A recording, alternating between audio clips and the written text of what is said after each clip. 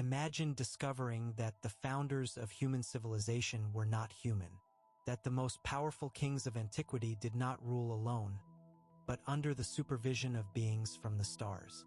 For millennia, humanity has been taught that our history began with primitive tribes slowly evolving. But what if all of this is a carefully constructed lie?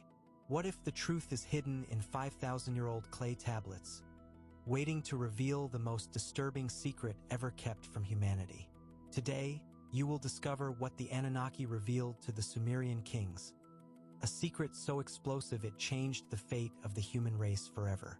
Stay until the end, because what you are about to hear will question everything you thought you knew about who we really are and why we are here.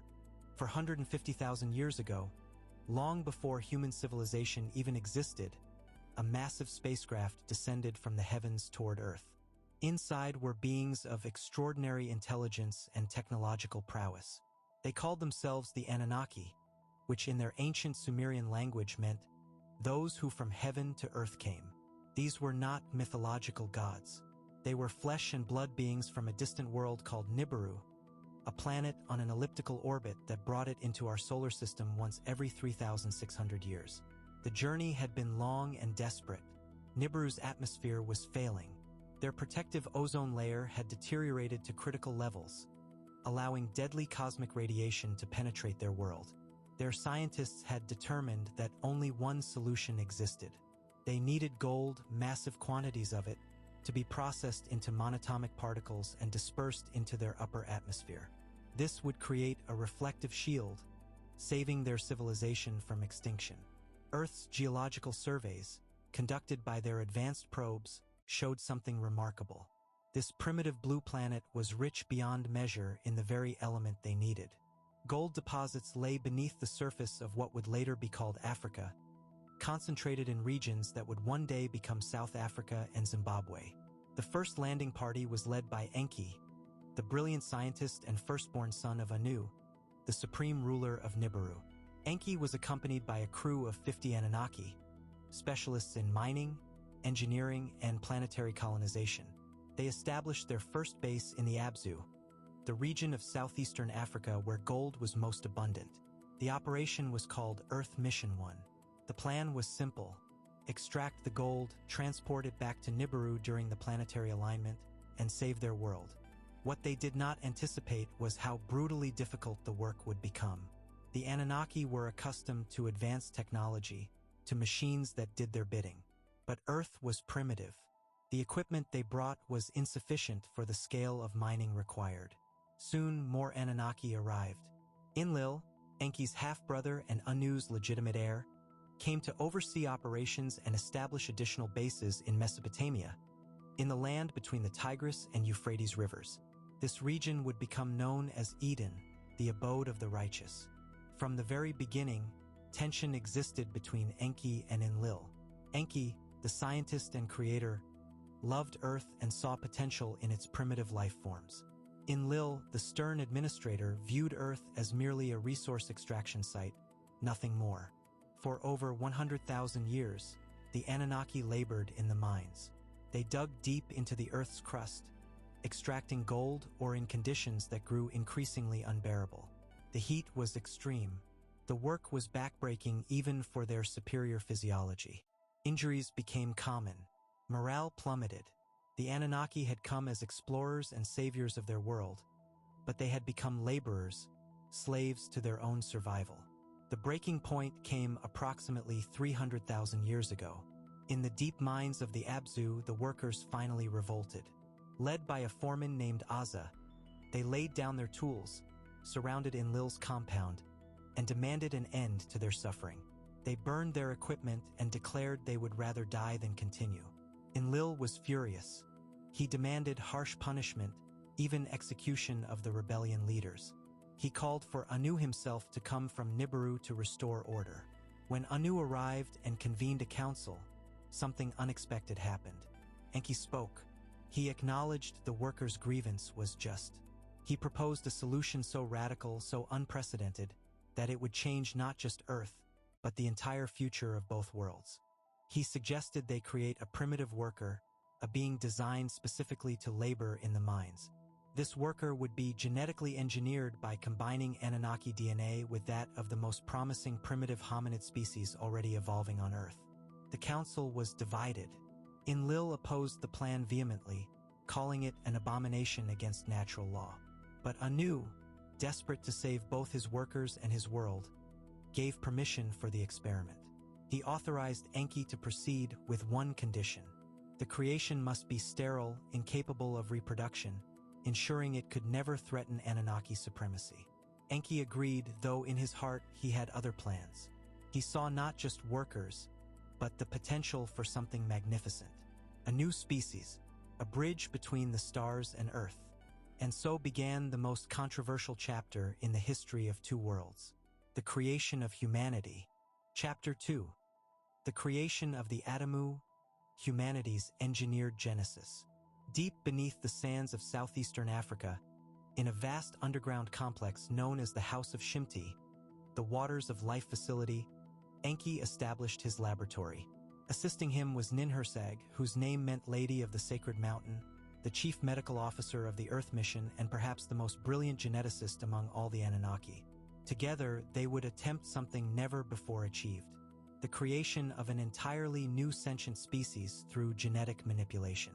The process began with careful observation and selection. Earth was home to various hominid species. Homo erectus had spread across Africa and into Asia. But Enki's attention focused on a more recent development, Homo habilis, the handyman, a creature with opposable thumbs, rudimentary tool use, and a brain capacity larger than its predecessors. This would be the base genetic material, the clay from which they would mold their creation. But clay alone was insufficient. To create a being capable of understanding complex instructions, of working sophisticated mining equipment, of serving the Anunnaki effectively, they needed to upgrade this primitive creature dramatically. They needed to infuse it with Anunnaki genetic material. The first experiments were catastrophic failures. Ninhursag's medical logs, later recorded on cuneiform tablets, described the horror in clinical detail. The initial hybrids were born severely deformed. Some had oversized heads that their bodies could not support. Others had underdeveloped limbs or organs that failed within hours of birth. Some were born without the ability to eat or breathe properly. The Anunnaki scientists tried different ratios of genetic material: 90% hominid, 10% Anunnaki, 80-20, 70-30. Each time, the results were either non-viable or produced creatures too primitive to serve their purpose. The breakthrough came when Enki made a radical decision.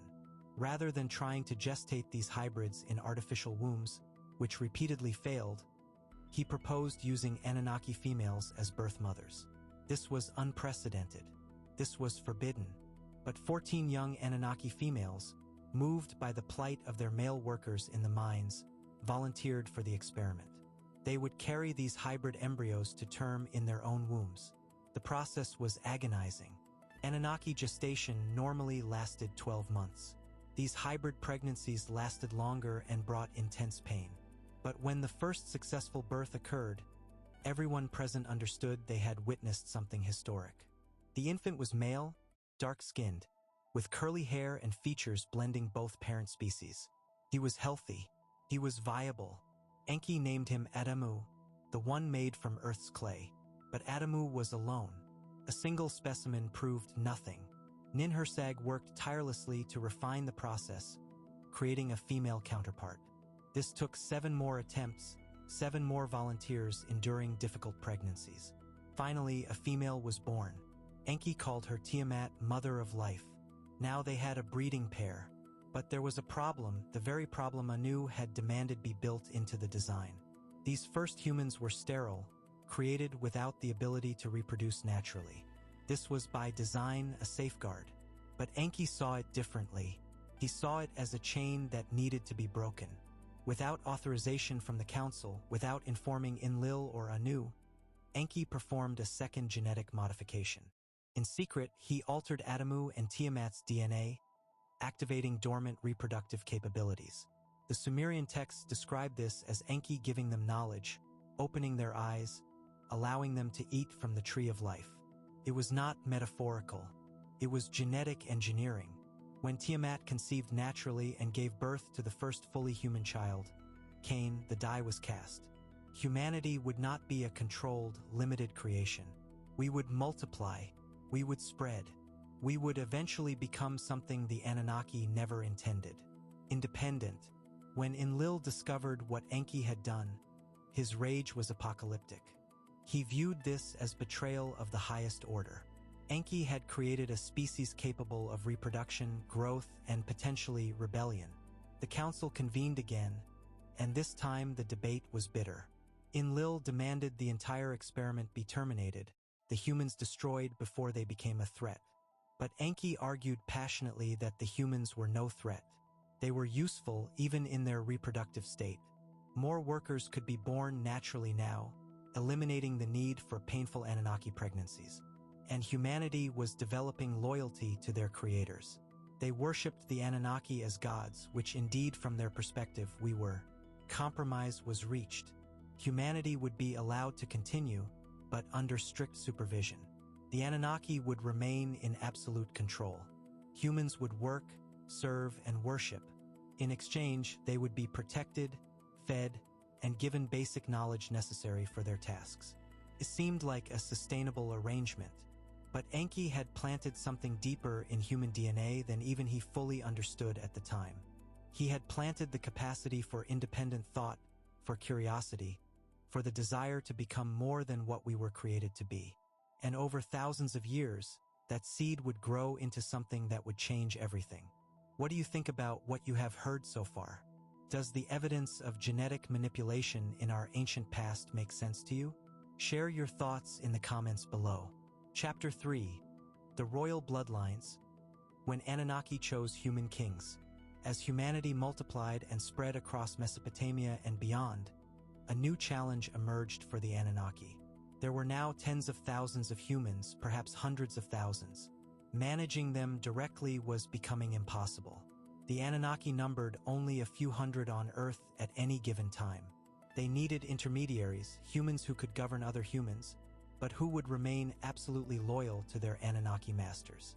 This led to one of the most significant decisions in human history, the establishment of the royal bloodlines, kingship ordained by the gods.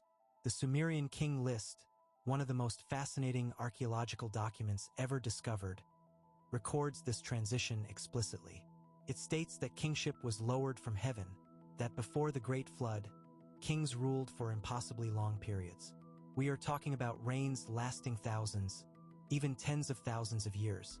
Mainstream archaeology dismisses these numbers as mythological exaggeration. But what if they are not? What if these were not fully human kings, but Anunnaki human hybrids with extended lifespans, ruling as direct representatives of the gods? The process of creating these royal bloodlines was deliberate and selective. The Anunnaki identified the most intelligent, strong, and loyal human males and females. Then came something that ancient texts describe in surprisingly frank detail. The gods took human wives and husbands. This was not metaphor. This was interbreeding. Anunnaki males, including Enki and his sons, produced children with human women. These offspring were called the Nephilim in some traditions, the heroes of old, men of renown. They were taller than normal humans, stronger, more intelligent, and they lived far longer. Most importantly, they carried enough Anunnaki genetic material to be distinguishable from common humans. These hybrid offspring became the first true kings. They were educated in the courts of the Anunnaki, taught to read and write when the rest of humanity was still primitive. They learned mathematics, astronomy, agriculture, metallurgy, and governance. They were given access to knowledge that would not be rediscovered by ordinary humans for thousands of years. And they were taught the most important lesson of all. They ruled by divine right, but that right came with absolute obligation to serve their Anunnaki creators. The first major city-states emerged under this system. Eridu, the city of Enki, became the first true urban center with advanced irrigation, massive temples called ziggurats, and a hierarchical society that placed the king at the top, just below the gods. Then came Uruk, ruled by legendary kings like Gilgamesh, who according to the Epic of Gilgamesh was 2/3 god and 1/3 human. Think about that ratio. That is not poetry. That is a precise genetic description. Gilgamesh sought immortality because he understood he was not fully human, yet he was dying unlike the Anunnaki who lived for millennia. But this system of divine kingship came with its own problems. The Anunnaki themselves were not unified. The rivalry between Enki and Enlil had grown into something far more dangerous. Enlil controlled the northern territories, the area around modern-day Iraq. Enki controlled the south down to Africa.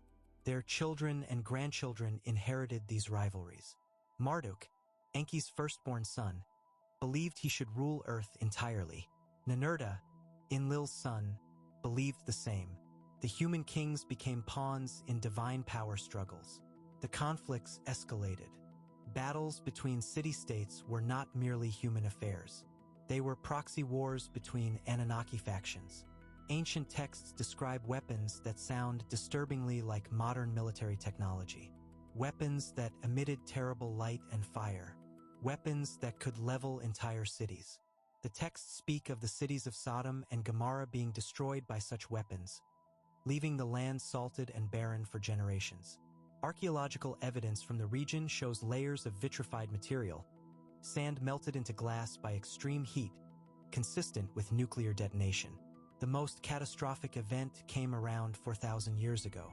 The Anunnaki civil war reached its peak.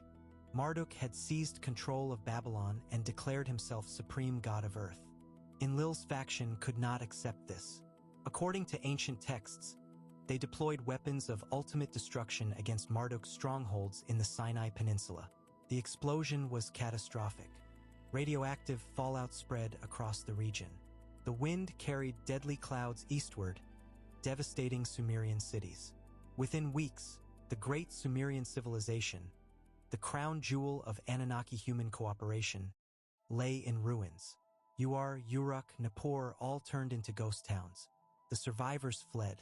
This event, recorded in texts as the evil wind, may have been the real reason Sumerian civilization suddenly collapsed around 2000 BCE, a mystery that still puzzles historians. In the aftermath, something changed. The Anunnaki gradually withdrew from direct contact with humanity. They stopped walking openly among us. The age of gods living in temples and directly commanding kings came to an end. But they did not leave entirely. They simply changed their strategy. Instead of overt control, they moved to covert influence. The royal bloodlines they had created continued to rule. These families, carrying partial Anunnaki DNA, maintained their power through dynasties that persist to this day. They preserved the secret knowledge given to them, passing it down through mystery schools, secret societies, and esoteric orders. The age of visible gods ended, but the age of hidden control had just begun. Thank you so much for staying with this investigation until now. I know this is challenging material that contradicts much of what we have been taught, but the best is yet to come. In the next chapter, we will reveal the specific secret that the Anunnaki shared with chosen kings, knowledge so powerful it has been protected for thousands of years. Stay with me. Chapter 4. The Great Secret, What the Anunnaki Revealed to Kings.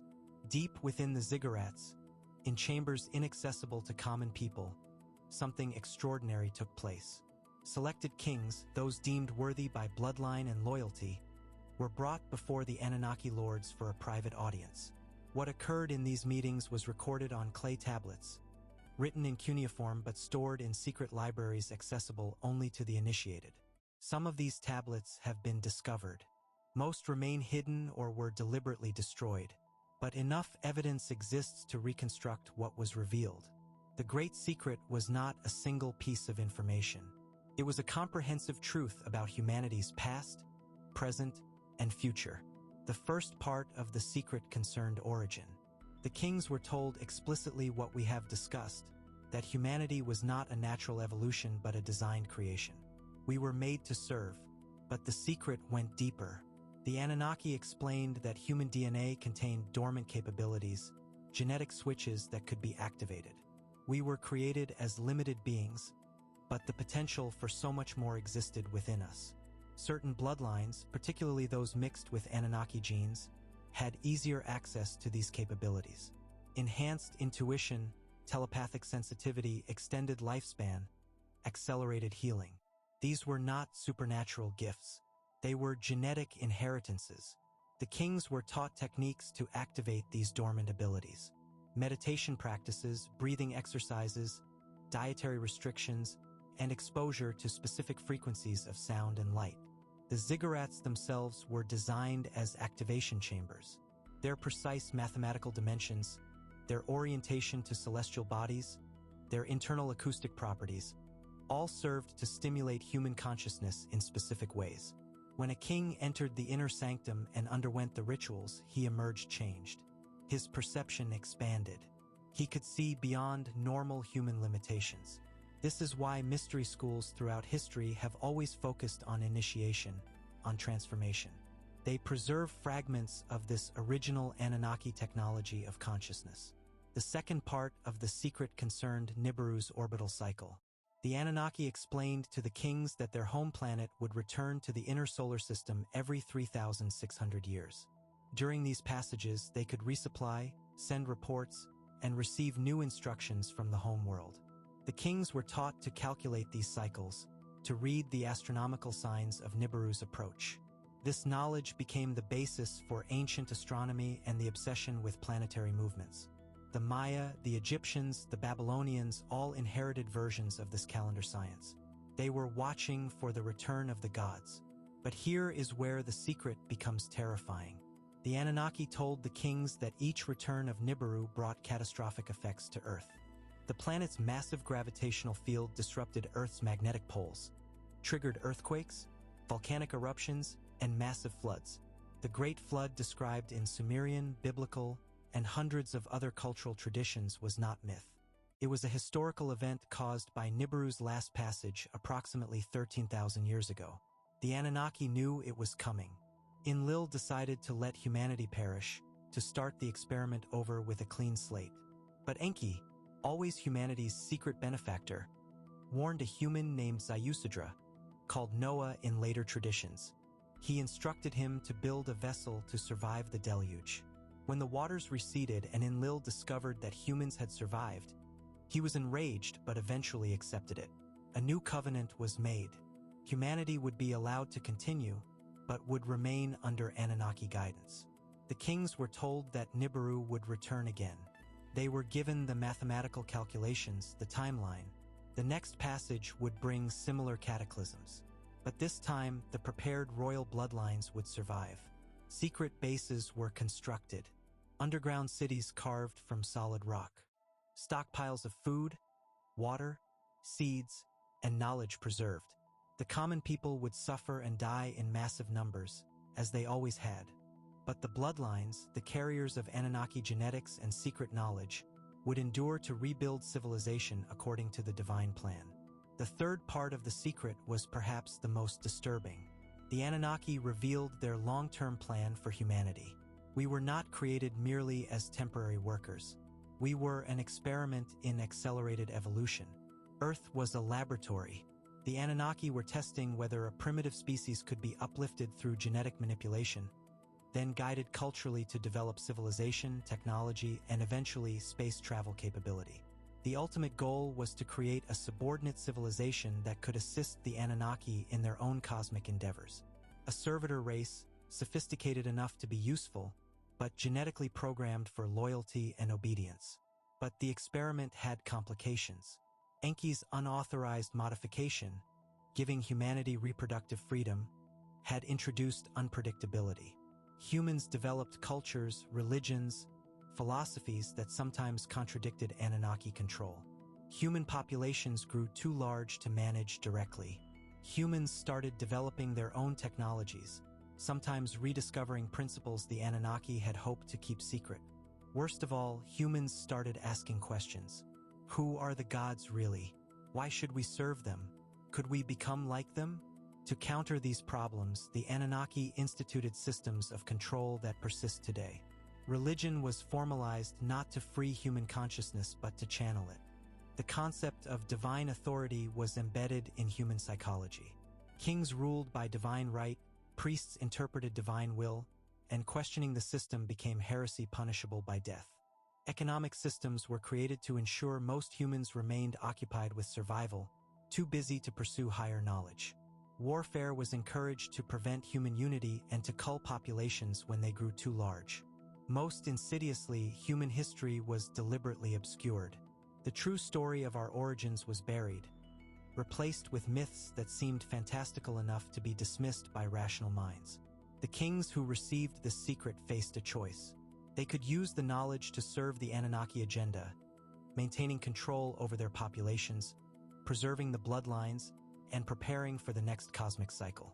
In exchange, they received power, wealth, extended lives, and access to hidden technologies. Or they could rebel, attempt to free humanity from this cosmic bondage. But rebellion was almost impossible. The Anunnaki, though fewer in number, possessed vastly superior technology. They could appear as men but operated with capabilities humans interpreted as supernatural. They could not be defeated by force, and they had built psychological and spiritual shackles into human consciousness itself through religion, culture, and perhaps even genetic programming. Most kings chose cooperation. The advantages were too great, the consequences of rebellion too severe. And so was born the system of esoteric knowledge, of inner circles within ruling classes, of public religion for the masses and secret truth for the elite. This is why ancient mystery schools always had outer teachings for initiates and inner teachings for masters. This is why powerful families throughout history have married only within their own circles, preserving bloodlines they believe carry divine genetics. This is why symbols appear repeatedly across secret societies, symbols inherited from Sumerian temples, representing the Anunnaki and their cosmic order. The secret was complete. Humanity was a created species, designed for servitude, modified but still controlled, living on a prison planet disguised as a garden. Our history was manipulated. Our potential was suppressed. Our future was planned by beings who viewed us as property, as resources, perhaps even as beloved pets, but never as equals. And the most perfect part of the control system was this. The truth would sound so absurd to most people that anyone who spoke it would be dismissed as insane. The secret protected itself. Chapter 5. The Legacy of Control. How Ancient Secrets Shape Modern Reality. The question that haunts every researcher who follows this evidence to its logical conclusion is simple yet terrifying. If the Anunnaki established a system of control thousands of years ago, does that system still operate today? The answer, based on careful analysis of historical patterns, power structures, and anomalous evidence, appears to be yes. The methods have evolved. The visibility has decreased. But the fundamental architecture of control remains. Let us start with the most obvious continuity, the preservation of bloodlines. Throughout recorded history, ruling families have been obsessed with genealogy. European royalty traced their lineage back to divine origin. They practiced intermarriage to the point of genetic disaster, hemophilia running through royal houses because they would rather risk disease than dilute what they believed was sacred blood. Why? The official explanation is preservation of political power. But what if the real reason goes deeper? What if certain families know they carry Anunnaki genetic material, and that this heritage grants them not just the right to rule, but actual inherited capabilities? Modern genetic research has discovered something fascinating. Approximately 3 to 5% of humans of non-African descent carry Neanderthal DNA. But there are other genetic anomalies that science cannot fully explain. Certain bloodlines, concentrated in European and Middle Eastern aristocracy, show unusual genetic markers that do not fit standard evolutionary models. They have higher incidences of rare blood types, particularly Rh-negative blood, which lacks a protein present in most humans and all other primates. Some researchers have noted that Rh-negative mothers often experience immune rejection of Rh-positive fetuses, as if the mother's body recognizes the child as a different species. Could this be a remnant of Anunnaki-human hybridization? Beyond genetics, consider the structure of modern power. The world is not governed by democracy despite appearances. True power resides in institutions most people barely understand. Central banking systems, for instance, control the money supply of entire nations, yet operate independently of elected governments. The Federal Reserve, the Bank of England, the Bank for International Settlements, These institutions have more influence over human life than any politician. Who controls them? Old families, banking dynasties that trace their roots back centuries. The Rothschilds, the Warburgs, the Schiffs. These names appear repeatedly in financial history, accumulating wealth and influence across generations. Is this merely capitalist success? Or is it evidence of a continuity that goes back much further? Then there are the secret societies. Freemasonry, with its degrees of initiation and ancient symbolism derived from temple architecture. The Rosicrucians, claiming access to esoteric wisdom from before the flood. Skull and Bones at Yale, where American presidents and power brokers undergo mysterious rituals. The Bilderberg Group, where the true elite meet in secret to discuss what they call global governance. These organizations are dismissed as conspiracy theory fantasies or harmless old boys clubs, but their membership rosters read like directories of power, and their symbols, the all-seeing eye, the pyramid, the compass, and square, all trace back to ancient Sumerian and Egyptian imagery, the very cultures most influenced by the Anunnaki. What do these groups preserve? At the lowest levels, they offer networking and social advantage. But at the highest levels, something else is transmitted. Knowledge, the secret teachings given to those first kings. How to activate dormant human potential. How to manipulate mass consciousness through symbol, ritual, and frequency. How to maintain control systems that most people never recognize as cages. And perhaps most importantly, when Nibiru returns, how to survive and maintain the continuity of the plan. Let us address modern evidence of ongoing Anunnaki presence. Since the mid-20th century, UFO sightings have increased exponentially.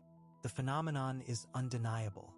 Thousands of credible witnesses, military personnel, pilots, astronauts, have reported encounters with craft demonstrating technology far beyond current human capability. Instant acceleration that would pulverize biological occupants under known physics. Silent propulsion. Maneuvers that ignore gravity and inertia. The official narrative has shifted from denial to reluctant acknowledgement. The Pentagon has admitted these objects exist and display unexplained capabilities. But who is flying them? Some researchers believe the Anunnaki never left Earth. They simply moved their bases to locations humans cannot easily access. Deep underground, beneath the oceans, perhaps even in near-Earth orbit using cloaking technology. They monitor humanity's progress. They occasionally intervene, always subtly, maintaining the trajectory of the experiment while avoiding mass revelation that might disrupt the control system. UFO encounters often involve military installations, nuclear facilities, and high-technology research centers, as if someone is keeping watch on human weapons development, ensuring we do not destroy ourselves before the plan reaches completion. Consider also the rapid acceleration of human technology in the past century. For hundreds of thousands of years, human civilization progressed slowly. Then suddenly, within just 150 years, we go from horse-drawn carriages to space travel, from telegraphs to global internet, from mechanical calculators to artificial intelligence. Is this natural progression? Or is someone feeding us knowledge at a controlled pace? Numerous researchers and military insiders have claimed that advanced technology recovered from crashed UFOs has been reverse-engineered and slowly released into human civilization through corporate research. This would explain the sudden leaps in transistor technology, fiber optics, and material science that seem to appear without clear developmental lineage. There is another disturbing possibility. Genetic manipulation may be ongoing. Thousands of people report abduction experiences involving medical examinations, genetic sampling, and hybrid offspring. The phenomenon is consistent across cultures and decades. These experiencers describe beings that match ancient descriptions of the Anunnaki, tall humanoids with advanced technology, conducting procedures that seem focused on genetics and reproduction. Are they still tweaking our DNA? Creating new hybrid bloodlines for purposes we cannot yet comprehend? The phenomenon is too widespread and too consistent to dismiss entirely. And then there is the timeline. Multiple ancient calendars, Mayan, Vedic, Hopi, describe cycles of world ages, each ending in cataclysm and renewal. The Sumerian records indicate Nibiru's orbital period brings it back into the inner solar system approximately every 3,600 years. The last passage, according to researchers like Zecharia Sitchin, occurred around 1500 BCE, during the collapse of the Bronze Age, a period marked by sudden destruction of multiple civilizations. If the cycle is accurate, the next passage would be approaching in our current era. Is this why there seems to be an acceleration of chaos, an intensification of control, and a push toward technologies that could help certain groups survive planetary catastrophe? Underground bunkers for the elite, seed vaults in the Arctic, space colonization efforts by billionaires. The implications are staggering. If this analysis is correct, modern history is not what we have been taught. World wars, economic collapses, technological revolutions, even cultural movements may all be orchestrated or at least influenced toward specific outcomes. The goal would be to prepare humanity, or at least a chosen portion of humanity, for the next phase of the Anunnaki plan. That plan might involve mass population reduction, consolidation of control under a global government, off-world colonization using humans as a servitor species, or something we cannot yet imagine because our consciousness has been deliberately limited. But here is the crucial question. Are we still slaves? Genetically, we may carry programming designed to make us compliant, to keep us focused on survival rather than transcendence. Culturally, we are raised in systems designed to prevent critical thinking about our true nature and history. Economically, most humans are trapped in cycles of debt and labor that consume all their energy. Spiritually, we are taught to worship external gods and seek external salvation, rather than recognizing the divine potential encoded in our own genetic structure. Yet there is hope in the very fact that this information is reaching you now. The control system is not perfect. Humans have proven to be more resilient, more curious, more rebellious than the Anunnaki may have anticipated. We create art, philosophy, and love in ways that transcend utilitarian programming. We ask questions that no slave should ask. We dream of freedom that no controlled species should imagine. Perhaps Enki's unauthorized gift, the spark of consciousness he gave us, contains more power than even he understood. Perhaps we are not merely products of genetic engineering, but genuine co-creators capable of determining our own destiny. The ancient texts tell us that in the final age, there will be a revelation. Hidden knowledge will be uncovered. The truth about humanity's origin and purpose will be understood by the masses. Some traditions call this enlightenment. Others call it apocalypse, which in its original Greek means unveiling. We may be living in that time. The internet, for all its problems, has allowed information to flow in ways the old control systems cannot completely suppress. Ancient texts are translated and available to anyone. Genetic research is revealing anomalies that demand explanation. People are waking up to the realization that the official narratives do not make sense. The cage is becoming visible. What happens next depends on choices made collectively and individually. Will humanity continue sleepwalking through a reality designed by others, or will we reclaim our sovereignty as a species? Will we accept the role of servants to cosmic masters, or will we demand to be recognized as conscious beings with inherent rights? The great secret has been revealed. You now know what the Anunnaki told the ancient kings. You know about the genetic manipulation. You know about the control systems. You know about the hidden bloodlines and secret knowledge. The question is, what will you do with this knowledge? The Anunnaki may still be watching. Nibiru may be returning. The royal bloodlines may still execute a plan thousands of years in the making. But you are no longer ignorant. You can no longer claim you did not know. And perhaps that is the first step toward genuine freedom. Not rebellion through violence, which the control system can easily suppress, but rebellion through consciousness, through the activation of the dormant capabilities they tried to keep locked away, through questioning everything, researching everything, and sharing truth despite ridicule, through recognizing other awakening humans and building connections they cannot control, through meditation, intention, and the cultivation of abilities that transcend the physical limitations of our engineered biology. The story of humanity and the Anunnaki is not over.